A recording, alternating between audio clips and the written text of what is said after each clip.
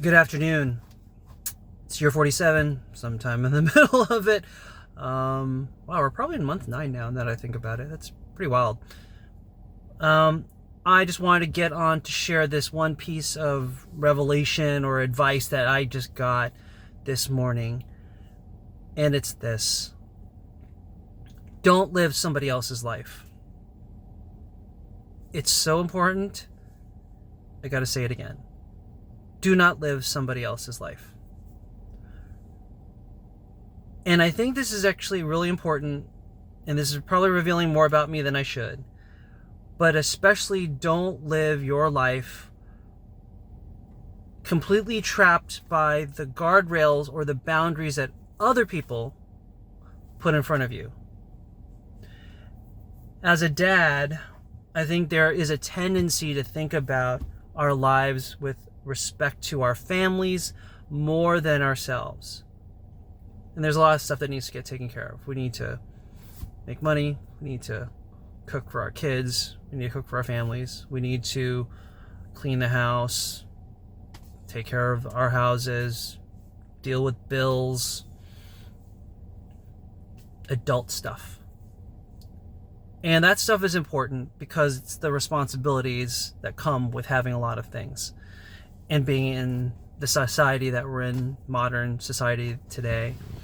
But I've increasingly realized that particularly in upper middle class Western neighborhoods, where I feel like I have not really been myself, is kind of getting sucked into that lifestyle. And let me be clear, to the degree that this suits you kind of like that stuff. But the one part of it that really bothers me these days is sort of the hyper competitiveness that we are passing on to our kids, and the sort of achievement culture that I think is not really healthy. And if I'm being blunt, some of this is very true in my family, and it's not me, it's my wife. And I'm not saying this to be mean. I'm saying this to say a lot of our society has got the same sort of tension of wanting our kids to succeed and seeing how we have the ability and the capability and the money and the finances to set them up as best as we can to do that. But for me, it just feels like a lot of chasing the Joneses. And to that degree, I've always felt a natural inclination to not do that because I've always marched to the beat of my own drum. I don't have a lot of interest in doing that. But in moving to a place like where I'm at, it's really challenging to buck that culture because you're surrounded by it. Kids are in multiple teams and camps and activities and all sorts of things that are designed to do almost one thing, if I'm not being overly reductive, and that's to get into the school of their choice, to set them up for the entrance into college. It's like the entirety of their childhood becomes this resume builder to get into school, and I don't find a lot of value in that. I think there's value in hard work, but I think so much of what we're doing now is that we're scaffolding for our kids in a way that that just hasn't been here around heretofore for most of how civilization has worked. Now, to be clear, we've also had many points in our history where just marginalized people have been subjugated, oppressed, persecuted, etc. So I'm not saying that stuff is any good. But there's also a part of our society that comes from our more primal nature that I think we're kind of bypassing. We're asking kids to just take the scaffolding that we're giving them and not really giving them a chance sometimes to do it on their own. And it's only getting worse. And so I've never been a fan of that.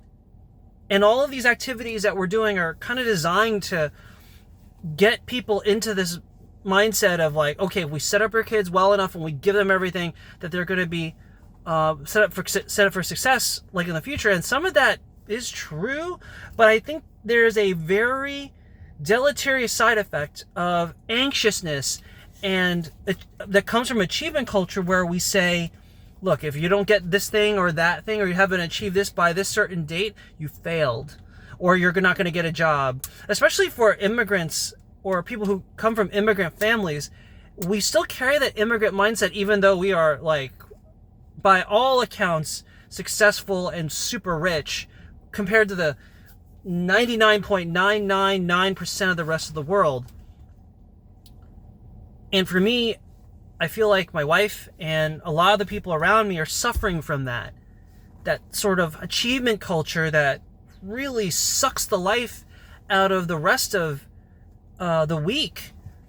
Kids already are going to school, and I'm not saying that school is necessarily challenging in America, but there's also this sort of hyper scheduling that I just don't find healthy. And so for me, I feel like I've been dragged into that for so long over the past, how many years my son has been alive, and my daughter, they've been around, where we've been scheduling stuff for them.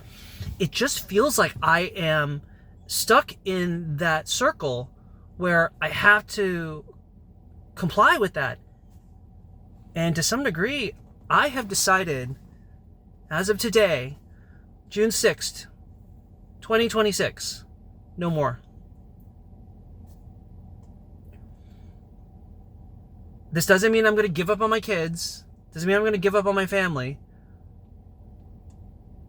But my values are not to chase those things. And for those of you who feel like you're getting pulled in one direction or another, either through some form of neighborhood culture or work culture, things that don't define you, or rather things that you don't necessarily agree with all of my heart, I am urging you guys, resist the pull, get out of the vortex before it sucks you in. Because I think for so long I've been in this place where I've succumbed to those values where I haven't really agreed to them in the first place, and then I find myself in a mental position where I am really upset that I have to deal with these things, when in reality I walked into these situations or walked into these sort of things that we are doing or working towards that I haven't really fully agreed to, or more importantly, reconciled with who I am and what I want to bring to this. Do you know what I'm saying? It's not like some of these things aren't good. Sports can be good. Like, all these activities can be good. But if it's only for the purposes of achievement, it feels wrong there. And that's kind of, and while some people would say, well, you are kind of hyperbolizing this stuff, I think ultimately that's the goal. People are not really concerned sometimes about growth. And you can see it in the way that when some of us will suggest that there are alternative ways to do things in a way that is not sort of the mainstream way of doing it. For me, a lot of this is nutrition. I do think that if my son were to go on something a little bit more carnivore, he would not have so many of the up and downs from insulin, from sugar spikes that require his insulin to go up. And with ADHD kids, it's really clear. Your blood sugar's got to remain super steady. But my wife, because he's a swimmer, he's gotta eat, and he's gotta, like, kind of go crazy sometimes on these carbs. And for me, I just don't know if I agree. But because the swim thing is most important, because the most important thing, the achievement thing, is to just swim fast and do things correctly, the achievement culture just feels like the vortex is so strong that sometimes, like, we're pulled into it without really having a real say. So for me, I'm done. A lot of this year has been choosing me and choosing, like, to figure out, what do I value? What do I want to get out of, like, the rest of my time here on this planet?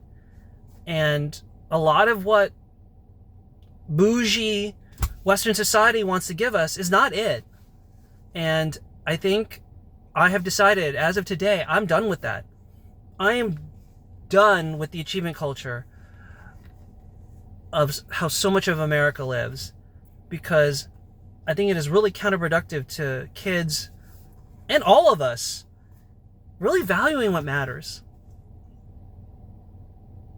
just as a kind of a final note on this, as I was just thinking about it, this is where social media has really screwed us all up in the head. We're watching all these kids who we're constantly bombarded with, oh my God, this kid learned how to play piano when he was 2 years old, and he's now a prodigy at 4. And we're looking at all of these swim kids who can, like, they're faster than Michael Phelps was when he was their age, and all of these chess prodigies at, like, we look at kids like Faustino Oro, like being the youngest grandmaster ever, and he's like, what, 10 or 11?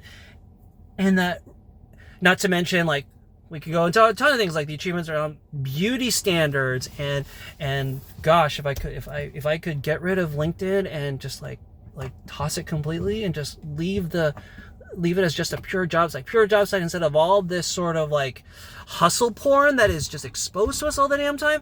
Ugh, it's just crazy, right? Because so much of that is just, yeah, let's celebrate the achievements and watch people achieve over and over and over again, while the rest of us are going, oh my God, I'm not doing that. Oh, what am I doing with my life? Like, it creates this vortex of negativity that literally swallows all of the gratitude and small moments that make life worth living, right? Anyway, I think I'm going into really, really rant mode, so I'm going to stop there. Yeah, just my humble suggestion that for those of you who are sick of living for somebody else, figure out what matters for you. Live for you. What matters to you? Live your life. Don't live somebody else's life. Because at the end of the day, really, you are the only you that's ever lived in the world. And by definition, then you have something unique to offer to the world. Don't let the world snuff that out simply because they are trying to feed you a version of what they think you should become. You take from that what you feel is actually yours, but for the rest of it, you played your own drumbeat. You lived your life the way you think it ought to be lived, and live according to your values. Because if you don't, that's where you're going to get fragmented, and life will just suck. Because you're not living you. You're not living your life. You're not living your life according to your values. That'll do it for this edition of Year 47. Again, my name is Alan, and remember, change is possible, especially if you live your life. Cheers. We'll see you later.